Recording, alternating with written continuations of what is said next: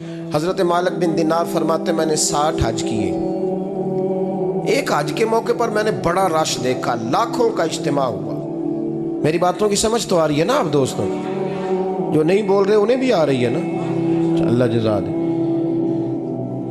कहते लाखों का मजमा था तो मेरे दिल में ख्याल आया, मैंने कहा अल्लाह इतने लोग आए हैं, इनका हज कबूल भी हुआ है कि नहीं? फरमाते मैं सोच रहा था तो रात को ना ख्वाब में मैंने किसी कहने वाले को कहते हुए सुना कि सब का कबूल हो गया है। बल्ख का रहने वाला मोहम्मद बिन हारून बल्खी है, उसका हज कबूल नहीं।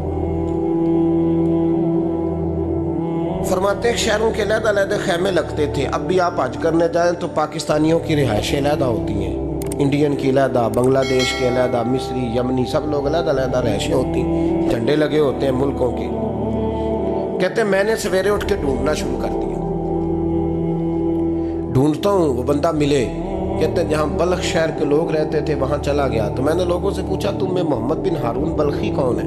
लोग कहने लगे वो तो बड़ा नेक आदमी है, परहेजगार है, बड़े भोले भाले, बड़े अल्लाह वाले, रियाज आपको बस हम ही जानते हैं, वो तो बड़ा नेक है, परहेजगार आदमी। तो मैंने कहा अच्छा कहाँ है? उन्होंने कहा पहाड़ के पीछे उसने खैमा लगाया हुआ है, सारी रात इबादत करता है, सारा दिन रोजा रखता है, कायमुल लैल है, साइमुद दहर है। क्या बात?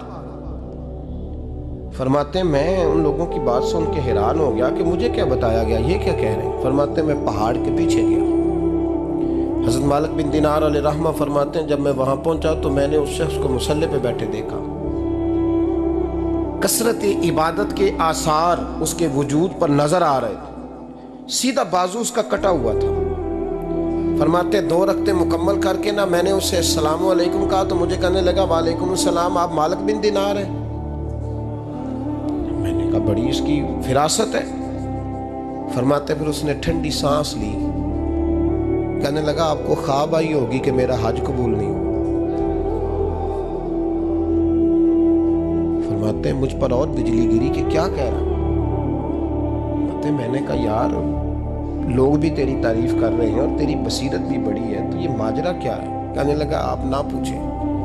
ये कह के उसने रोना शुरू किया, देर तक रोता रहा।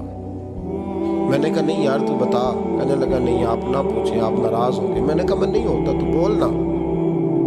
कहने लगा हुजूर 24 साल हो गए मुझे हज करते हुए, 24 साल, 24वां हज है मेरा, और हर साल कोई अल्लाह का वली आके बताता है कि जा चला जा तेरा कोई नहीं कबूल हुआ। बेपरवाही वेख सज्जन दी जिथे किसे दी पेश ना जावे, उन्हें ताजा वाले दर दर रोले ते मंगते तख्त बिठावे, आजम किसे नू कारा मिलदा ही कोई काबे खाली आवे। कहते हैं उसने मुझे कहा हुजूर 24वां हज है, हर साल कोई बताता है।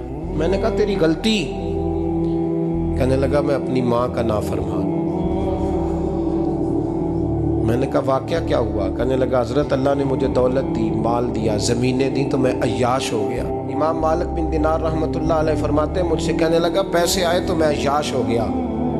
रमज़ान का महीना था, असर के बाद मेरी अम्मा इफ्तारी की तैयारी कर रही थी, मैं गया, मैंने कहा शराब पी हुई, अम्मा रोटी दे, तो अम्मा कहने लगी शर्म कर, शर्म कर, रोज़ा रखा नहीं तो जिन्होंने रखा है उनका तो ख्याल कर। कहते अम्मा की बात का मुझे गुस्सा लगा। मैं कहा करता हूँ बदनसीब है वो बेटा जिसका बाप उससे बात करते हुए डरता है कि पता नहीं कहाँ से बोलेगा। बदनसीब नहीं वो बेटा जिसकी माँ उससे बात करते हुए सहम जाती है कि पता नहीं कौन सी बोली बोलेगा। बदनसीब नहीं कि माँ बाप भी जिससे खोल के बात ना कर सके। हजरत मालिक बिन दिनार से कहने लगा अम्मा ने जब कहा ना शर्म कर तो मुझे गुस्सा आया, मैंने माँ को थप्पड़ मारा और मेरी माँ जलते हुए तंदूर में गिरी। लोगों ने मुझे पकड़ के अंदर बंद कर दिया कमरे में। सारी रात मैं शोर सुनता रहा पर नशे में धोत रहा। सवेरे आंख खुली तो मेरी बीवी बैग बांध रही थी। मैंने कहा कहाँ जा रही हो? कहने लगी जो माँ का नहीं बना मेरा कैसे बनेगा? वो मैंने कहा मेरी अम्मा का वो तो लोगों ने रात को ही दफन कर दी जनाजा पढ़ के। तड़प के कहने लगा मुझे क्यों नहीं बताया?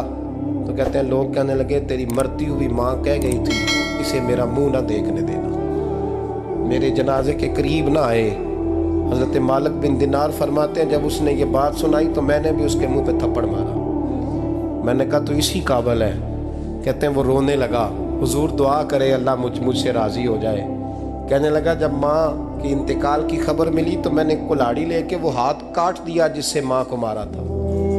میں نے ساری جائیدادیں خیرات کر دیں۔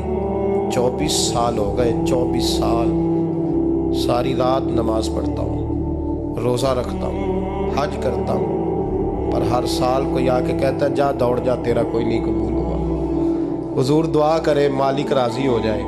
فرماتے میں تھپڑ مار کے آ گیا، میں نے کہا تجھ سے راضی ہو جائے اتنے ظالم سے؟ امام مالک فرماتے رات کو آ کے سویا تو مجھے خواب میں رسول پاک کا دیدار ہوا۔ تو نبی پاک علیہ السلام نے فرمایا مالک تو اسے مایوس کیوں کر آیا ہے؟ اللہ تو بڑا مہربان ہے۔ کہا حضور ماں کے نافرمان کو معافی کیسے ملے گی؟ تو امام مالک فرمانے لگے نبی کریم نے فرمایا جا اسے جا کے بتا دے تجھے قیامت میں تیری ماں کی وجہ سے بخش دیا جائے گا۔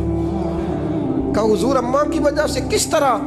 تو محبوب فرمانے لگے اس کی ماں قیامت میں اس کے خلاف مقدمہ دائر کرے گی رب کریم کی عدالت میں، اے اللہ میں نے 9 ماہ پیٹ میں رکھا، درد سہ کے اسے جنا، جگر کا خون پلا کے پالا اور اسی نے مجھے قتل کیا۔